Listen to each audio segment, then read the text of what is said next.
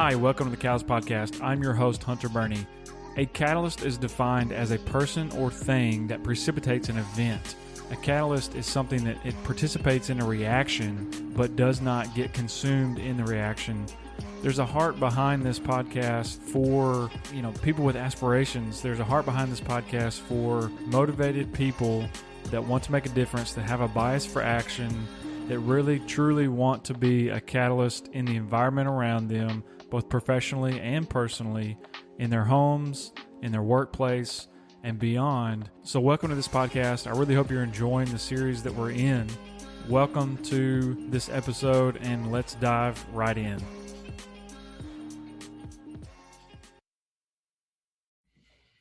Wheels up.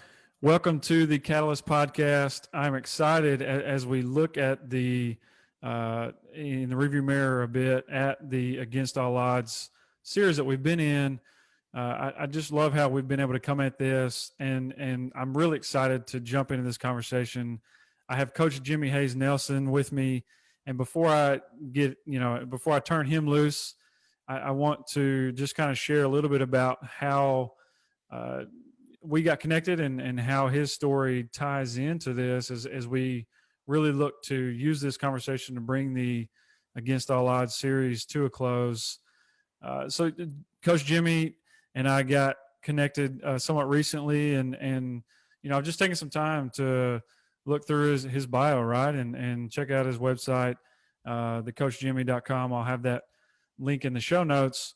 But, one of the things that stood out to me is his heart behind taking action and motivating and being practical. And I think you'll hear some of that come out in this conversation.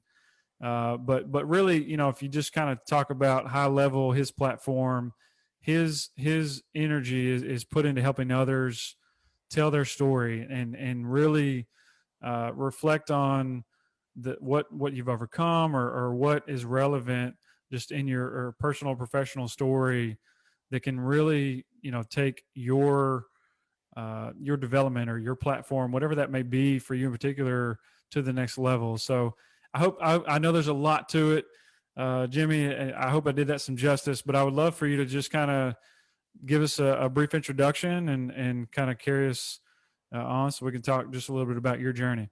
Absolutely, Hunter. Number one, I just want to say thank you for the opportunity and the time here. And for the person listening to this right now, I know time right now, time's a little relative, right? Our relationship with time over the past year has changed a lot, but I think it showed us like what we can do with some extra time. And so the fact that the person that's sitting right now and listening to this and choosing to invest their time in something like this, I think is awesome. And I love the fact of what you're doing with this platform. Thank you for such a great intro. Storytelling is my jam. And when I get asked, how did it start or where did it start? It literally started in my first grade class in West Texas. I grew up in I say it a little town. Some people know where Lubbock, Texas is. If you know where Texas Tech University is, I grew up in Lubbock. Yeah. And this whole thing started in the first grade. And I always get kind of funny looks when I talk to people about that. But there's a story, when I was in the first grade, growing up in West Texas, my elementary school, we were doing a Christmas musical. So we're coming out of the holiday season, out of the Christmas time. So this is kind of timely. Yeah. And my first grade class, we were given the assignment of doing a musical number called Too Fat for the Chimney. And it was this great story about how Santa Claus wasn't going to be able to make it down the chimney because he had gotten too fat for the chimney. Wow. Well, back in the early mid 80s, I just turned 43. So I'll give you an idea of where my age range was in first grade. There wasn't like really a childhood obesity epidemic. I was the fat kid in class. And from all I knew, I was like the only kid with divorced parents at the time because that was kind of a private thing. Yeah. So I didn't have a lot of confidence, but I did know, I was like, oh, I'm the fat kid in class. We're doing a musical number about Santa Claus. I got this one. Like, I'm going to be Santa. And wow. Nope, they gave the role to Santa to my best friend, Justin Martin, who literally was like the skinniest kid in class. They wrapped a bunch of pillows around him, put him in a Santa outfit, and they put him like upstage. So if you're not familiar with upstage and downstage, upstage would be as farthest away from the audience.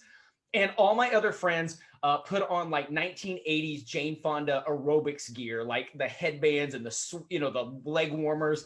And they did this aerobics number upstage trying to get Santa in shape.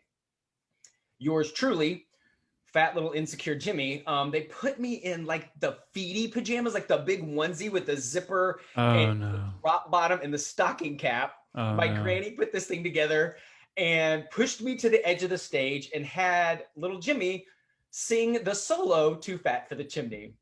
And in that terrified moment of opening my mouth and singing that song, I found home for Yeah. me. And what I mean by that is, as a kid that was part of a broken home, I always felt like I was always trying to play a role to like, am I appeasing mom and stepdad? Am I appeasing dad, stepmom?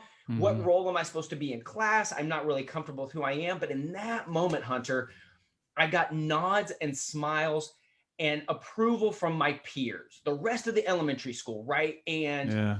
I was like, and I knew looking back on it, maybe I didn't know it in the first grade, but I look back on it, like, where did this whole thing start? And I was like, my job is to get an emotional response from an audience. And Hmm. that day it was smiles, and other days it's making people think, and other days it's pushing people to take action in some ways. And that day started what was going to be a lifelong journey and a lot of bumps and bruises along the way that I'm sure we're going to get to as we talk. But I share that story because that's where the heart of this whole thing started Yeah. and sent me on a journey of, hey, this is what I want to do with the rest of my life. Yeah. Wow. Yeah. No, I appreciate you calling that out too, because that and kind of what I was sharing in the intro is your one of the things you call out on your website when you're just kind of giving like, hey, here's about me kind of thing, is that you're not about hype, that you're about practical steps. And I think and it is about that journey, right? And that's one of the things way I really like to open these conversations up is, I mean, sometimes you can get too detailed, right? I mean, it's not like you only got a couple years to cover. Right. It's there's a need to be concise in parts, but at the same time, I think it's great for this audience to hear the journey, and that's partly why I go with the themes, and that's I think it'll be cool that as we continue this conversation, I know it's kind of a little bit of an aside, but as we continue this conversation, I'm excited to hear about. That's a great the ability to connect that moment and that event to what I know about your platform and where we're headed with this conversation. That's a very cool ability to connect, right? Because that's a pretty frightful moment for most human beings, and I think it's cool that.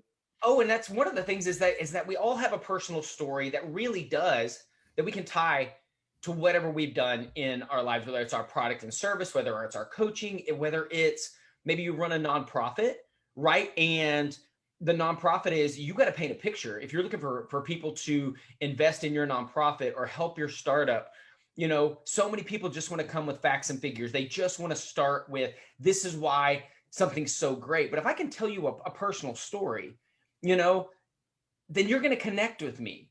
If people are like, Jimmy, you've been in business for 13 years and you're coaching people all over the world. And what does that have to do with first grade in West Texas? And I'm like, well, nothing and everything, Mm-hmm. because if I'm sharing a story about being insecure or frightful on a stage or things, you're not, at the end of the day, you're not thinking about my story. You're thinking of a time that you were on the line or you felt vulnerable or you felt like you didn't belong somewhere. Mm-hmm. As I continue with that story, anytime that I be able to give a keynote is I talk about that there's a blessing and a curse knowing what you're supposed to do at such a young age, regardless of age.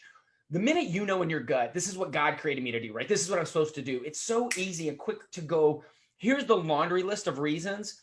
It's never going to happen, right? Mm-hmm. So for me, it was, I'm supposed to be on stage. Man, I'm a fat kid. I don't know that I'm very talented. I come from a broken home. Later, as I tried to pursue this as a career as an actor, it Mm-hmm. was, I don't even have the money to audition for the schools that I want to go to because I knew that if I was going to do this, I wanted the right training. I wanted to be the best. But my parents were like, we can't even send you to, to be able to go audition for the places you want to go. And it Mm-hmm. really, as I look back on it, it really put the seed of like bitterness in me. I got really good, Hunter, just being super honest with you. I got really good at pointing at why my lack of success wasn't my fault. Mm-hmm. Oh, They, they didn't have to work two jobs when they were going through college. Oh, their parents paid for this. Oh, it's easy for them because. So I was discrediting other people's success while giving you an excuse on why. Well, I just don't have the time, the money. I don't have the resources. I'm sure this sounds familiar. The person listening right now may have a little bit of twinge in their gut, because I think we've all been that person at some times. For sure. And really, it led me to down this path that I found myself in my early mid 20s, 100 pounds overweight, a 3-time college dropout, and my mom on the phone saying, we're getting all these credit card bills. We're worried about you. We need you to move home. And that, dude, Hunter, and I knew the worst part about that phone conversation is I knew she was absolutely right. Like, I had just backed myself and excused myself into a corner. And I did. I found myself, 22, 23 years old, moving back home here in Dallas. My parents still live now. 100 pounds overweight, 3-time college dropout. And there was this moment. I'd stopped trying to perform. I'd totally given up on the dream. I'd started bartending and waiting tables. Yeah. And there was a morning, it's like yesterday, man, was getting up to go work a shift, jumped in the shower, popped out, wrapped the towel around me. And normally a dude that's 100 pounds overweight, you don't spend a whole lot of time in the mirror. And I just stopped that day, and I didn't respect the guy looking back at me. And I literally thought, who's going to love this? Yeah. Like, Jimmy, like, if you don't do something, this is it the rest of your life, homie. Like, and I think that's the first time I took like self-stock. If things are going to change, I had to change. Instead of pointing the finger, that's the first time I thought I am 100% responsible for where I am in my life. And I think that anybody that there's some success story or tells a story, there's that pivot moment somewhere, right? It's that, where do we know there had to be a change? Yeah, absolutely. And it kind of ties in, makes me think about last year and this kind of ties in partly my story, but I did a little series on ownership, and there's lots of different ways you could come in ownership. But it reminds me of that, because what you're describing is kind of that victim's mindset and wanting to take ownership and take control and kind of flip the script there. So I appreciate the thought process that you're injecting there. I think that's great. And right, as we study this, or as you start studying successful people, also, if you think about it, there's probably whatever excuse, whatever internal, well, I can't because, or I'm not good enough or whatever, there's somebody else with that exact same story that did it anyway, right? That has overcome that. And that, again, let's go back to the power of storytelling. Like, if I can hear someone else's story, if I can hear Hunter's story, if I can hear Jimmy's story and go, oh, if they did it, success leaves clues, there's people to study. Am I willing to, I was teaching one of my workshops, storytelling workshops, and there was a lady I was working with, and sometimes I learn as much from my clients as I try to teach them. And she had this great line. She was talking about her and her husband they were lifelong educators and were helping people make this move into homeschooling. Specifically, they were experts in homeschooling. So we're helping, all these parents that became homeschoolers this past year. Yeah, a lot. She said, I have to ask these parents, are you willing to be willing?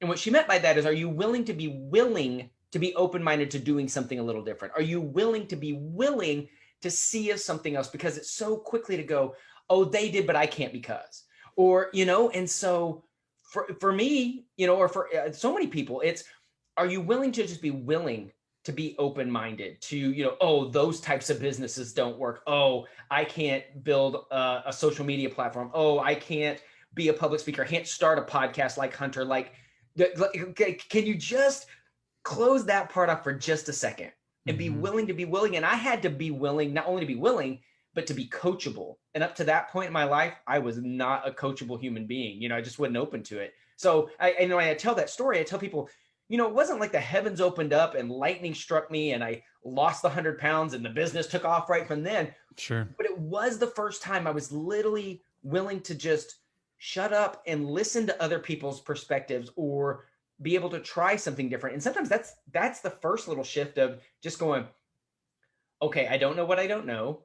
And there's probably other ways that I haven't done things. The reason I'm where I am in my life is because of this is the way I've done it my entire life.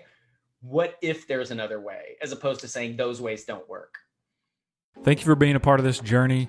definitely subscribe, like, check out Be a Catalyst on Instagram and on Twitter. Also, don't forget to check out the YouTube channel where you'll find videos in addition to the Catalyst podcast recordings that give a little bit more context around my heart for training, my heart for seeing early to middle managers and first-time leaders really thrive and be a catalyst in the organization that they're in the project that they are after, everything that goes along with that. So thank you for being a part of this. Tune in for the next episode, and remember, be you, be confident, be a catalyst.